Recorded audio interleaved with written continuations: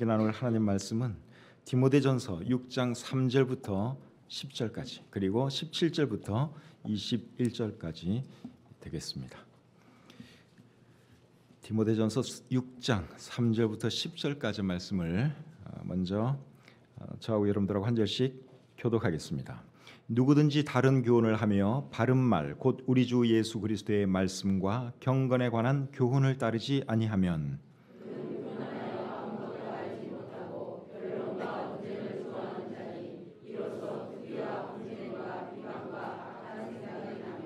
마음이 부패하여지고 진리를 잃어버려 경건을 이익의 방도로 생각하는 자들의 다툼이 일어나느니라.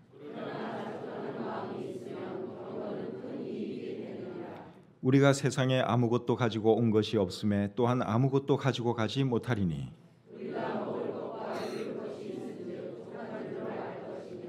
부하려 하는 자들은 시험과 울무와 여러 가지 어리석고 해로운 욕심에 떨어지나니 곧 사람으로 파멸과 멸망에 빠지게 하는 것이라.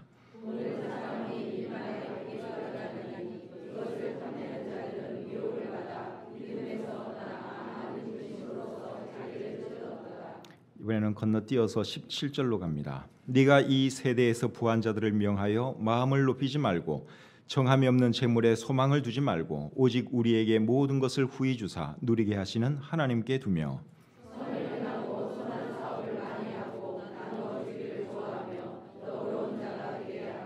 이것이 장래에 자기를 위하여 좋은 터를 쌓아 참된 생명을 취하는 것이니라.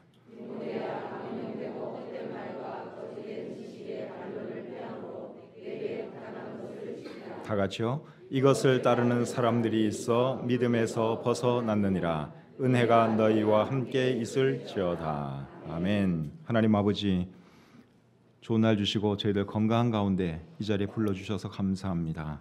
주님께 예배하는 이 시간 하나님께 온전히 영광이 돌려지게 하시고 또 우리들에게도 큰 은혜가 있는 복된 시간 될 수 있도록 도와주시옵소서. 부족한 종이 말씀을 전할 때 함께해 주시고 오늘 이 말씀이 우리들 모두에게 큰 은혜와 도전이 되게 해 주시옵소서. 감사드리며 예수님의 이름으로 기도합니다. 아멘. 자리에 앉겠습니다. 이제는 디모데전서 강해가 거의 끝이 나갑니다. 오늘 설교하고 한 번만 더 설교하면 완전히 끝이 납니다. 우리가 잘 아는 것처럼 디모데전서는 사도 바울이 디모데에게 쓴 편지지요. 디모데에게 썼다고 해서 디모데만 읽으라고 쓴 것은 아니고 그리스도인 누구라도 읽으라고 사도 바울이 디모데전서를 기록했습니다. 21절 끝부분을 보시면 우리가 그런 것을 알 수 있습니다. 끝에 보시면 은혜가 너희와 함께 있을지어다 이렇게 말씀을 하고 있는데 너희는 복수형이죠. 만약 디모데만 염두에 두고 기록을 했다면 하나님의 은혜가 너와 함께 있을지어다 그렇게 하면 되는데 바울이 그렇게 끝을 안 맺고 너희와 함께 있을지어다 그렇게 끝을 맺었습니다. 그러니까 디모데전서는 꼭 디모데만 읽으라고 기록한 것은 아니고 그리스도인들 누구라도 읽도록 하기 위해서 디모데전서를 기록한 것이죠.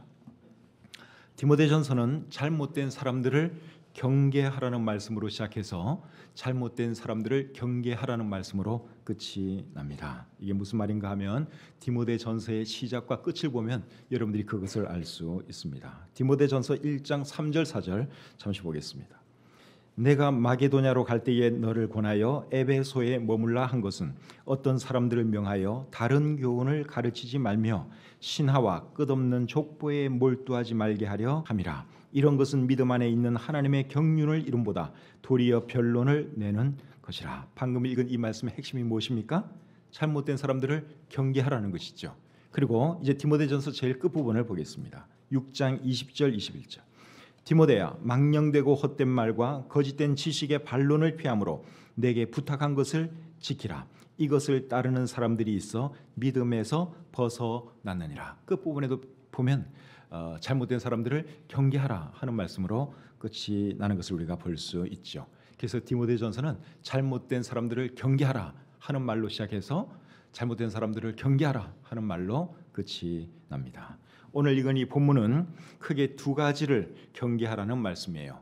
두 가지 중에 하나가 뭔가 하면 잘못된 사람들을 경계하라는 것입니다. 그리고 또 다른 하나는 재물에 대한 탐심을 경계하라는 것입니다. 그래서 오늘 이 본문이 우리에게 경계하라고 말하는 이 두 가지를 살펴보고 우리에게 주시는 은혜를 나누기 원합니다. 먼저 첫 번째로 잘못된 사람들을 경계하라 하는 말씀부터 보겠습니다. 본문 3절부터 5절 제가 다시 한번 읽겠습니다.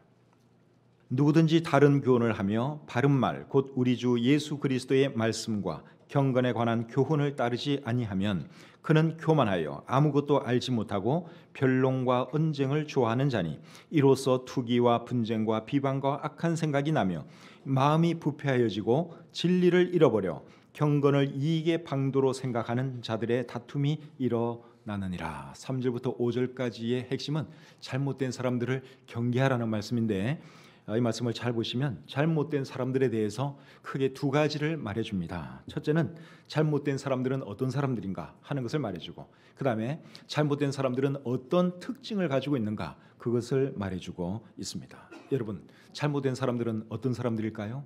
어떤 사람들이 잘못된 사람들일까요? 3절에 나와 있는데, 다른 교훈을 하며 바른 말 곧 우리 주 예수 그리스도의 말씀과 경건에 관한 교훈을 따르지 아니하는 자들이 잘못된 사람들이다 하는 것을 우리가 알 수 있습니다. 여기서 말하는 다른 교훈은 사도 바울이 가르쳐준 복음 말고 다른 복음을 하지요. 사도 바울이 전해준 복음은 무엇이었습니까? 사람은 오직 예수 그리스도를 믿음으로만이 구원받는다 하는 것이죠.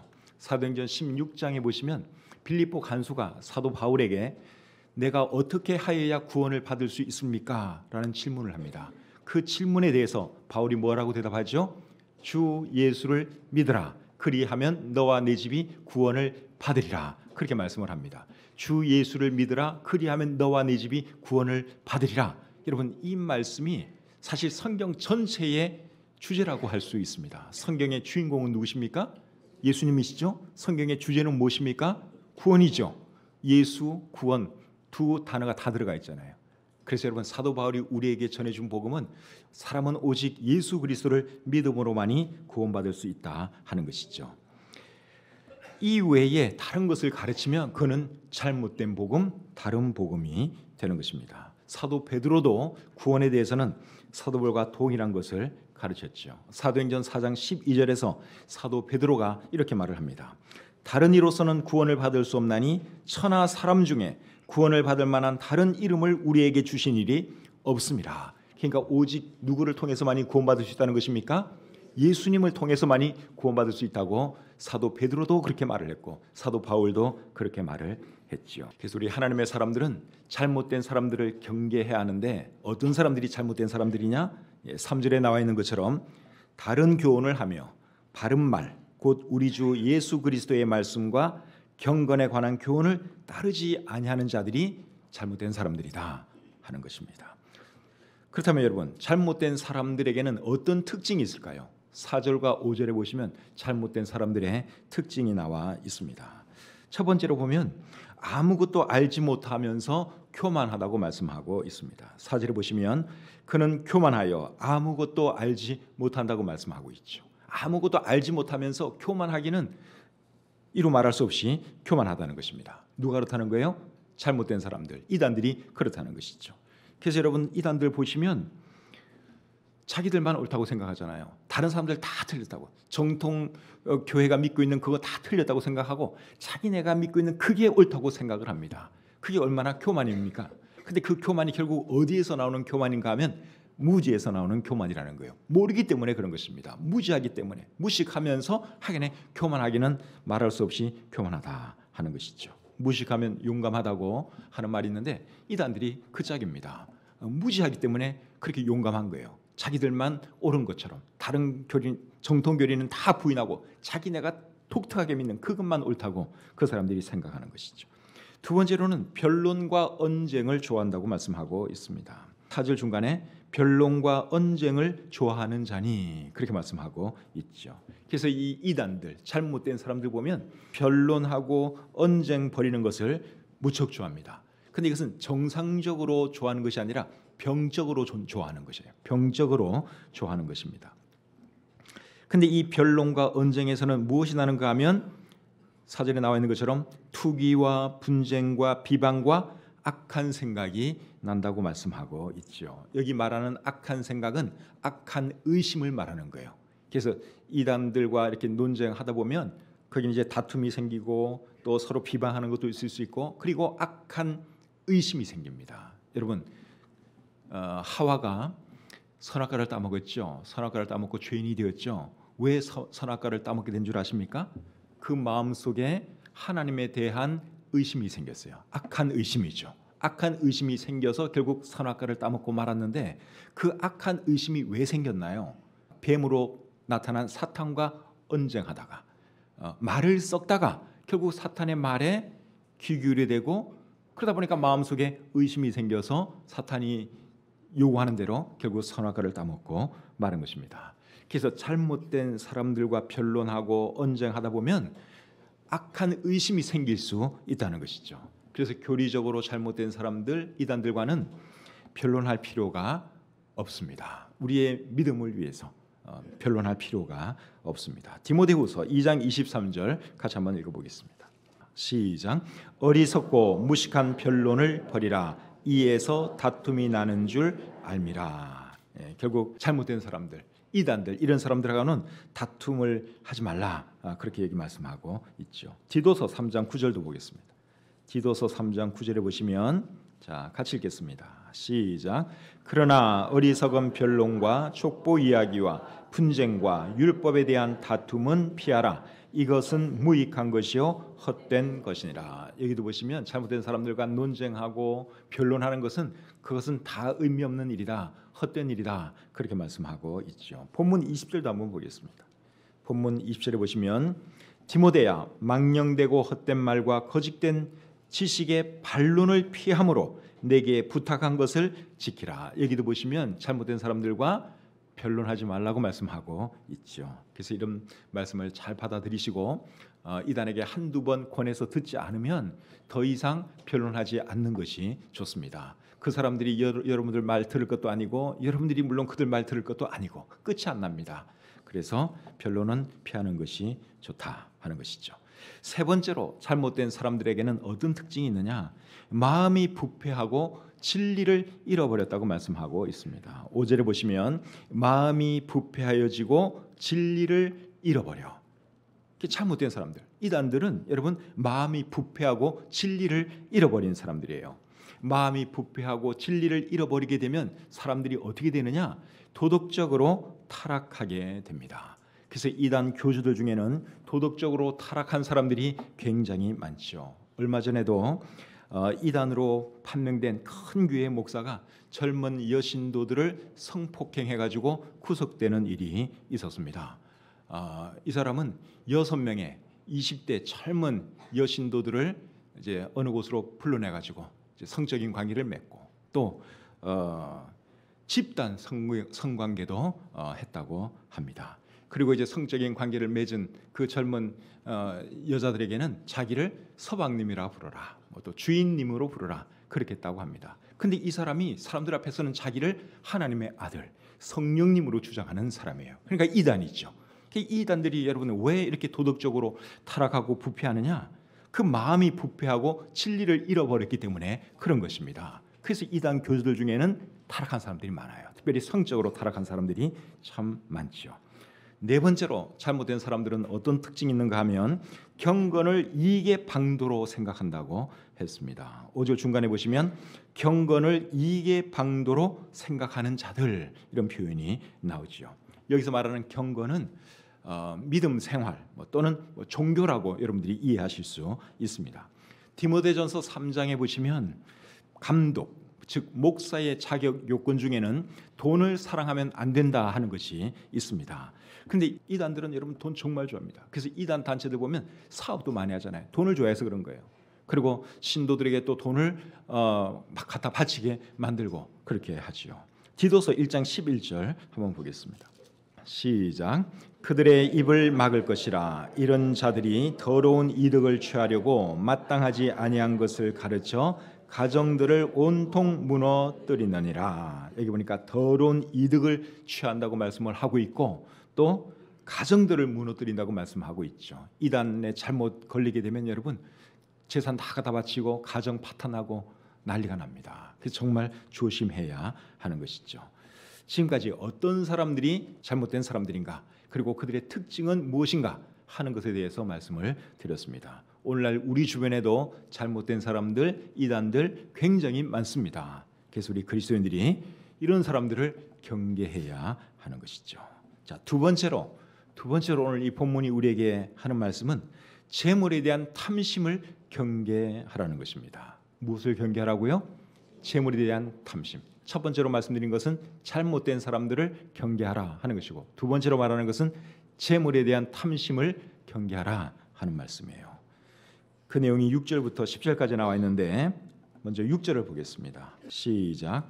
그러나 자족하는 마음이 있으면 경건은 큰 이익이 되느니라. 여기도 경건이라는 단어가 나오는데 여기에 경건은 믿음 생활, 신앙 생활 이런 의미로 받아들이면 됩니다. 그러니까 6절 말씀의 의미는 자족하는 마음이 있으면 믿음 생활에 큰 도움이 된다. 그러한 뜻이죠.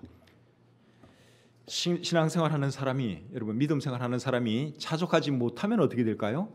자족할 줄 알면 신앙생활하는데 큰 도움이 된다 그랬는데 만약에 자족하지 않으면 어떻게 될까요? 어떻게 되느냐? 9절 10절에 그 답을 주고 있습니다. 9절 10절 같이 읽겠습니다. 시작. 부하려 하는 자들은 시험과 올무와 여러 가지 어리석고 해로운 욕심에 떨어지나니 곧 사람으로 파멸과 멸망에 빠지게 하는 것이라. 돈을 사랑함이 일만하게 뿌리가 되나니 이것을 탐내는 자들은 미혹을 받아 믿음에서 떠나 많은 근심으로써 자기를 찔렀도다. 자족하지 못하면 결국 어떻게 된다는 것입니까? 돈을 사랑하게 되고, 돈을 사랑하게 되면 믿음 생활 제대로 할 수 없다고 말씀하고 있죠. 그래서 우리 하나님의 사람들은 여러분 물질과 관련해서 이 말씀 잘 기억할 필요가 있습니다. 돈 자체가 나쁜 건 아니죠. 우리가 살아가려면 돈이 필요합니다. 그래서 돈 자체가 절대로 나쁜 것은 아닙니다. 뭐가 나쁜 것입니까? 돈을 사랑하는 것이 나쁜 것입니다. 돈 자체가 나쁜 게 아니에요. 좋은 겁니다. 좋게 쓰면 얼마든지 좋게 쓸 수 있는 게 돈이잖아요. 그게 무엇이 나쁘냐? 돈을 사랑하는 마음, 돈에 대해서 집착하는 이런 마음이 나쁜 것이죠. 가룟 유다 같은 경우에 왜 그 사람이 예수님을 배반하고 그리고 결국은 자살해서 자기의 인생을 끝내게 되었을까요?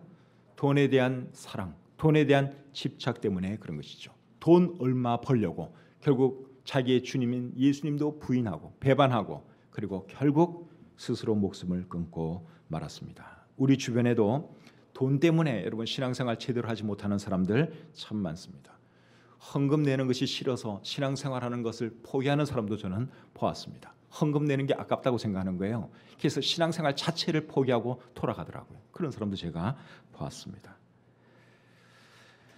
돈은 필요의 대상이지 여러분 절대로 사랑의 대상이 아니라는 것을 잊지 마시기를 바랍니다. 돈을 사랑하게 되면 돈이 나의 우상이 됩니다. 돈이 나의 우상이 되면 절대로 하나님을 섬길 수가 없습니다. 마태복음 6장 24절에서 예수님이 이런 말씀을 하시죠. 마태복음 6장 24절 우리 같이 한번 읽겠습니다. 시작. 한 사람이 두 주인을 섬기지 못할 것이니 혹 이를 미워하고 저를 사랑하거나 혹 이를 중히 여기고 저를 경히 여김이라. 너희가 하나님과 재물을 겸하여 섬기지 못하느니라. 재물이 사랑의 대상이 되면 결국은 여러분 그것이 우리 우상이 되어버립니다. 하나님 위치에 올라옵니다. 그러니까 여러분 하나님과 재물은 절대로 겸하여 섬길 수가 없는 거예요. 그래서 돈에 대한 사랑하는 마음 이런 것을 우리 속에서 제거해야 하는 것이죠. 그래서 우리 그리스도인들은 돈에 대해서 자족하는 마음이 있어야 합니다. 적당히 있으면 그것으로 만족할 줄 알아야 하는 것이죠. 잠언 30장 8절과 9절에서 아굴이라는 사람은 이런 기도를 했습니다. 나를 가난하게도 마옵시고 부하게도 마옵시고 오직 필요한 양식으로 나를 먹이시옵소서. 혹 내가 배불러서 하나님을 모른다 여호와가 누구냐 할까 하오며 혹 내가 가난하여 도둑질하고 내 하나님의 이름을 욕되게 할까 두려워함이니라. 그러니까 돈이라는 것은 여러분 적당히 있는 것이 좋아요. 너무 가난해도 이거는 안 되고 너무 많아도 문제가 될 수 있습니다. 여러분들 돈 적당히 가지고 계시죠? 부족하십니까? 다 여러분 적당히 가지고 계신 거예요. 그 상태가 좋은 겁니다. 자족하는 마음이 없으면 여러분 아무리 가진 것이 많아도 절대로 감사할 줄을 모릅니다. 근데 반대로 자족하는 마음만 있으면 가진 것이 없어도 감사할 수 있습니다. 그러니까 여러분 이게 결국 마음에 관한 문제예요. 행복도 여러분, 행복은 어떤 사람이 행복하냐? 만족할 줄 아는 사람이 행복한 거예요. 많고 적음에 의해서 행복도가 달라지는 것이 아니라 만족하느냐 만족하지 않느냐 여기에 따라서 사람의 행복도는 달라집니다. 그래서 저와 여러분들이 행복하게 살기 위해서라도 자족하는 마음을 가져야 하는 것이죠. 자족하는 마음 가지고 살아가시기 바랍니다. 네. 지금 여러분 가지고 있는 거 그거 딱 적당한 거예요. 그러면 감사하면서 만족하면서 그렇게 살아가야 하는 것이죠. 조금만 더 가지면 더 행복할 것 같습니까? 절대로 그렇지 않습니다. 조금 더 가지면 또 조금 더 갖고 싶어요. 한이 없습니다. 욕심은 한이 없어요. 그래서 어느 선에서 이 정도면 됐다. 하나님께서 나에게 주신 분복이 요만큼이로구나 생각하고 그냥 감사하는 거예요. 그러면 행복합니다. 성경을 보면 우리 믿음의 조상들도 다들 자족하는 마음을 가지고 사는 것을 볼 수 있습니다. 하박국 3장 17절과 18절에서 하박국은 이렇게 말하죠. 비록 무화과 나무가 무성하지 못하며 포도나무에 열매가 없으며 감람나무에 소출이 없으며 밭에 먹을 것이 없으며 우리의 양이 없으며 외양간에 소가 없을지라도 나는 여호와로 말미암아 즐거워하며 나의 구원의 하나님으로 말미암아 기뻐하려다. 이분은 없는 것이 참 많아요. 그런데도 자족할 줄 아는 마음이 있으니까 그냥 기뻐하면서 감사하면서 그렇게 살아갈 수가 있었던 것이죠. 욥도 여러분 자족할 줄 아는 사람이었습니다. 욥기 1장 21절에서 욥이 이런 고백을 합니다. 내가 모태에서 알몸으로 나와 싸운즉 또한 알몸이 그리로 돌아가올지라. 주신 이도 여호와시요 거두신 이도 여호와시오니 여호와의 이름이 찬송을 받으실지니이다. 이분이 원래 굉장히 부자였는데 쫄딱 망했어요. 그리고 나서 한 말이 이 말씀이에요. 그러니까 자족할 줄 아는 거예요. 많아도 자족하고 없으면 없는 대로 자족하고 그랬던 사람이 욥입니다. 오늘 이 본문을 기록하고 있는 사도 바울도 자족할 줄 아는 사람이었습니다. 빌립보서 4장 11절과 12절에서 사도 바울이 이런 말을 합니다. 어떠한 형편에든지 나는 자족하기를 배웠노니 나는 비천에 처할 줄도 알고 풍부에 처할 줄도 알아. 모든 일 곧 배부름과 배고픔과 풍부와 궁핍에도 처할 줄 아는 일체의 비결을 배웠노라. 사도 바울은 자족할 줄 아는 사람이었어요. 어떤 상태에 처해도 그는 감사하고 만족하는 그 비결을 배웠다고 했습니다. 저와 여러분들도 여러분 하나님께서 주신 그것 가지고 늘 감사하면서 만족해하는 저와 여러분들이 되었으면 좋겠습니다. 본문 7절 8절 같이 한번 읽어보겠습니다. 오늘 본문 7절과 8절입니다. 시작. 우리가 세상에 아무것도 가지고 온 것이 없음에 또한 아무것도 가지고 가지 못하리니 우리가 먹을 것과 입을 것이 있은즉 족한 줄로 알 것이니라. 아멘. 여러분 아멘이시죠? 네, 이런 마음으로 사셔야 돼요. 그래야지 감사가 넘치고 행복하고 그렇습니다. 그럼 여러분 하나님께서 재물을 많이 주셔서 여러분들에게 재물을 많이 주셔서 부자가 되게 해주시면 어떻게 할까요? 그러면 어떻게 하면 되는가 하면 17절부터 19절에 그 답이 나와 있습니다. 자, 17절부터 19절 우리 같이 한번 읽겠습니다. 시작.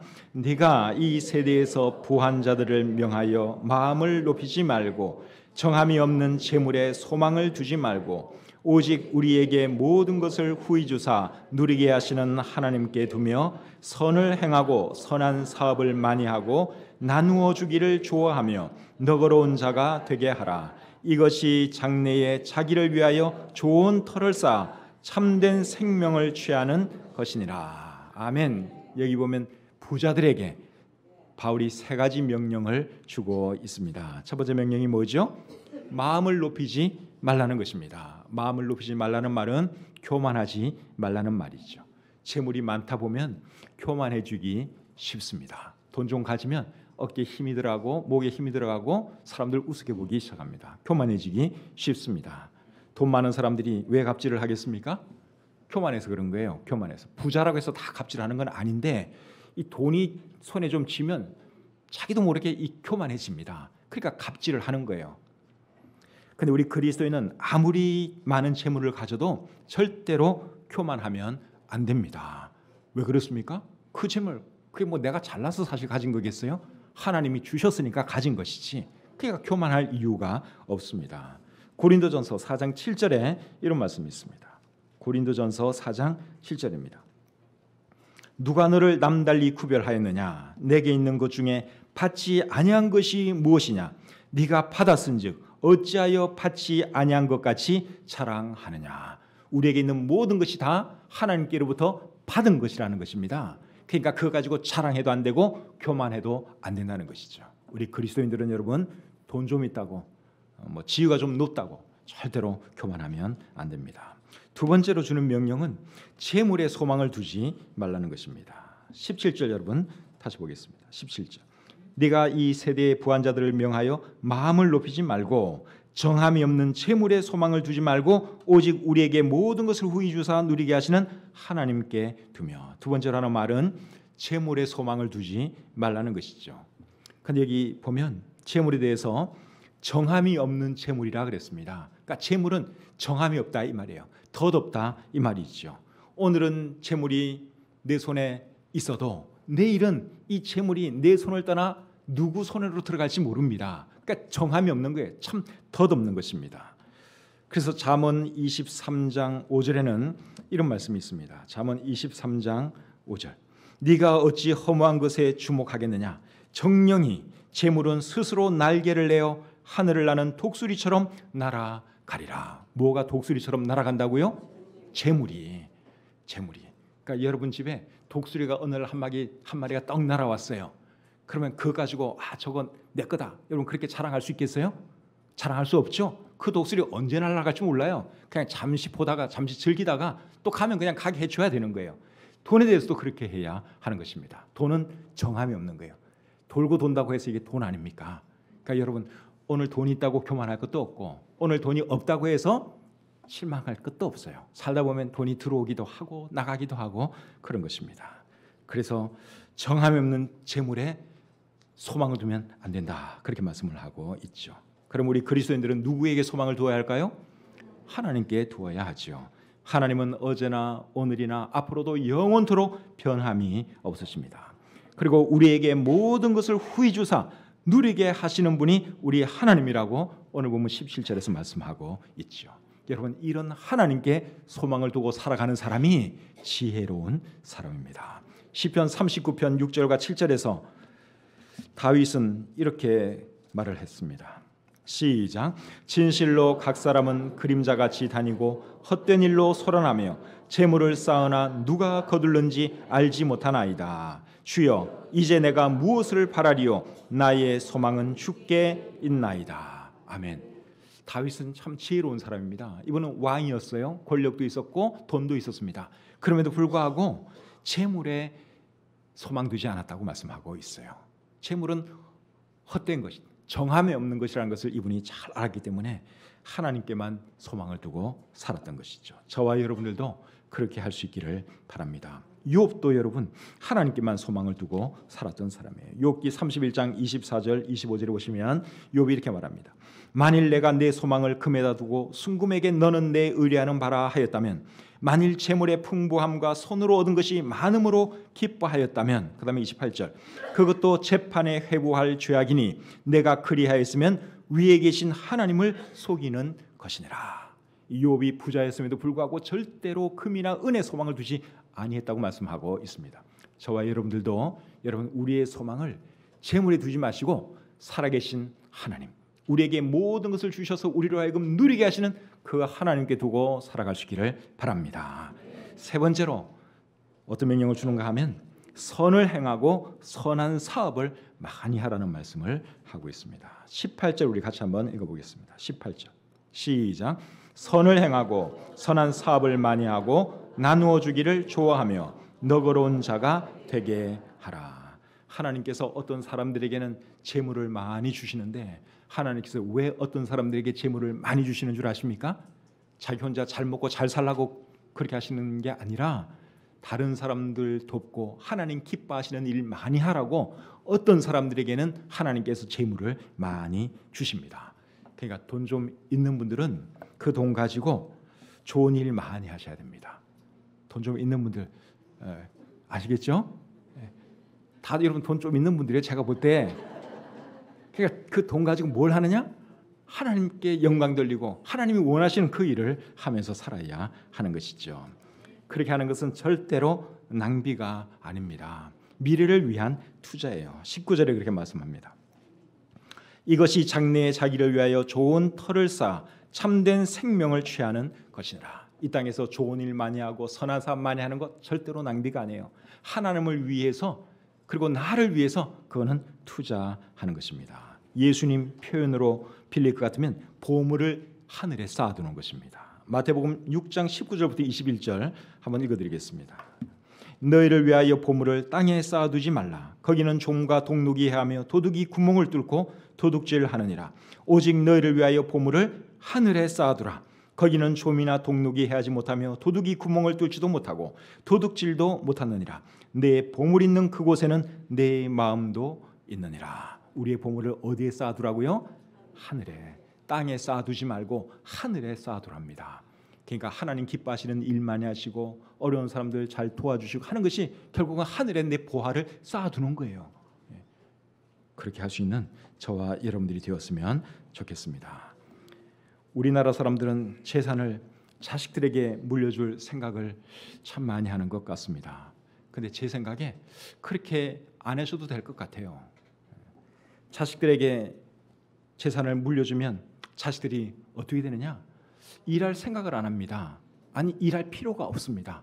가만히 있어도 부모님 세상 떠나면 그 재산 내 거 되는 거거든요. 그러니까 젊은 자녀들이 그거 다 계산하고 있어요. 그러니까 특별히 노력할 필요가 없어지는 거예요. 그러면 어떻게 됩니까? 자식들이 무능해지죠. 공부할 필요도 없고 노력할 필요도 없고 무능해집니다. 근데 우리나라 모든 젊은이들이 그 생각을 하면 우리나라가 어떻게 되겠습니까? 희망이 없죠. 그러니까 여러분 자식들에게 재산 내가 다 물려줘서 내 자식 편안하게 살게 하겠다. 절대로 좋은 생각이 아닙니다. 무능하게 만드는 거예요. 그렇다고 해서 자식들이 아이고 아버지 감사합니다 그러느냐? 천만에요. 당연한 걸로 생각을 해요. 오히려 그 돈 가지고 좋은 일 많이 하면 자식들이 여러분들 존경할 것입니다. 아 우리 아버지 우리 어머니는 참 멋지게 돈을 쓸 줄 아는 분이었다. 그러면서 그거 본받아서 그 자녀들도 더 열심히 일하고 좋은 일 많이 하는 그런 사람이 되는 것이죠. 근데 내 자식 다 물려줘야지. 그러면 일 안 합니다. 노력할 필요가 없어져요. 무능한 사람 됩니다. 그리고 우리나라가 전체적으로 그런 분위기로 가면 이 나라의 희망이 없어지는 것이죠. 그래서 오늘날 생각이 있는 사람들은 유산 안 물려주기 운동 뭐 이런 것도 하고 하는데 그거 참 좋은 일이라고 생각합니다. 자식들에게 기본적으로 해줄 것만 딱 해주고 그 다음에 나머지는 뭘 해야 할까요? 좋은 일 해야죠. 좋은 일, 선한 사업, 하나님 기뻐하시는 일 해야 하는 것입니다. 그렇게 할 수 있는 저와 여러분들이 다 되었으면 좋겠습니다. 우리는 하나님의 청지기들입니다. 청지기는 하나님의 것을 자기 마음대로 쓰지 않습니다. 하나님이 원하시는 곳에 하나님께서 주신 재물을 사용하죠. 하나님께서 나에게 맡겨주신 이 재물 어디에 쓰기를 원하실까? 잘 생각하시면서 정말 하나님이 기뻐하시는 그 일에 우리들의 재물을 사용하시기를 바랍니다. 오늘 이 본문을 통해서 경계해야 할 것 두 가지에 대해서 생각을 해보았습니다. 두 가지가 뭐죠? 잘못된 사람들을 경계하라 하는 것이고 두 번째는 재물에 대한 탐심을 경계하라. 이 두 가지를 잘 기억하시고 또 실천하심으로 우리의 신앙생활이 더 즐겁고 우리의 인생이 더 행복할 수 있기를 우리 주님의 이름으로 축복합니다. 기도하겠습니다. 하나님 아버지 주신 말씀을 통해서 감사합니다. 예수 그리스도 안에서 새로운 인생관, 새로운 가치관을 발견하게 하시고 하나님 말씀의 가르침대로 살아갈 수 있도록 해주셔서 얼마나 감사한지요. 오늘도 귀한 교훈을 배웠사오니 이 말씀 우리 마음에 잘 간직하게 하시고 실천하며 살아가게 해 주시옵소서. 하나님 우리에게 재물 주시고 또 재물 얻을 수 있는 능을 주신 것 참 감사합니다. 열심히 일해서 돈 많이 벌어서 정말 하나님이 기뻐하시는 일을 하면서 살아가는 우리 모두가 되게 해 주시옵소서. 그렇게 살고 있는 우리 귀한 성도님들 하나님 더 축복해 주시옵소서. 감사드리며 예수님의 이름으로 기도합니다. 아멘.